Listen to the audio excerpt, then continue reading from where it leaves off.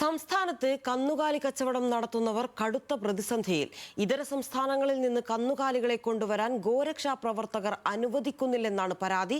നിയമപരമായ പരിരക്ഷ ലഭിക്കുന്നില്ലെന്നും കച്ചവടക്കാർ ആരോപിക്കുന്നു.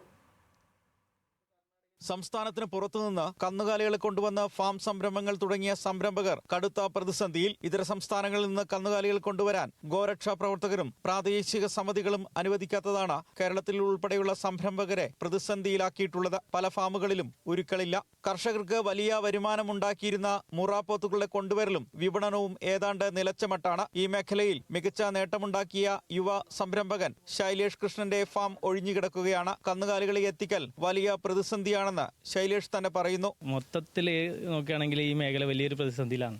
വണ്ടി വരാത്തൊരു പ്രശ്നമാണ്. ഈ ഗോരക്ഷ അങ്ങനെയുള്ള ആൾക്കാർ വണ്ടി ചേസ് ചെയ്ത് പിടിക്കുക. ആദ്യം പശുക്കളായിരുന്നു പിടിക്കുന്നുണ്ടായിരുന്നത്. ഇപ്പം പോത്തിൻ്റെ വണ്ടിയും അവിടെ നിന്ന് വിടുന്നില്ല. സത്യം പറഞ്ഞു കഴിഞ്ഞാൽ കേരളത്തിൽ മൊത്തത്തിൽ നോക്കുകയാണെങ്കിൽ ഈ മേഖലയിൽ ഇപ്പോൾ ഒരാൾക്കും കച്ചവടം നടക്കുന്നില്ല. ആക്ച്വലി ഇതിൻ്റെ പ്രശ്നം തുടങ്ങുന്നത് ഈ കന്നുകാലി കള്ളക്കടത്ത്, അതായത് മോഷ്ടിച്ച് കൊണ്ടുപോകുന്നതിനൊക്കെ പിടിച്ചാണ് ആദ്യം തുടങ്ങിയത്, പശുക്കളൊക്കെ കടത്തുന്നത്. പക്ഷേ ഇപ്പം മൊത്തത്തിൽ ബാനായിട്ടുണ്ട്. അതായത് ഒരു പേപ്പറിനും ഇന്ന് ഇവിടെ വിലയില്ല. ഒരു പേപ്പർ കാണിച്ചിട്ടും കാര്യമില്ല.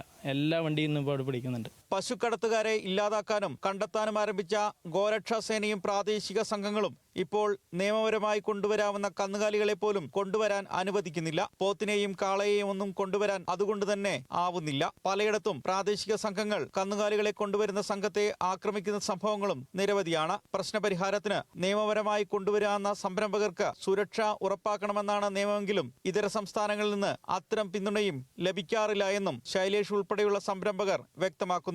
ഹരിയാന, മഹാരാഷ്ട്ര, ആന്ധ്ര, കർണാടക എന്നിവിടങ്ങളിലും ഇത്തരം വാഹനങ്ങൾ വ്യാപകമായി തടയുകയും ആക്രമിക്കപ്പെടുകയും പതിവായിട്ടുണ്ടെന്നും അതുകൊണ്ട് തന്നെ ഈ മേഖലയിലെ സംരംഭകർ കടുത്ത പ്രതിസന്ധിയിലാണെന്നും ഇവർ വ്യക്തമാക്കുന്നുണ്ട്. ന്യൂസ് മലയാളം, കാസർഗോഡ്.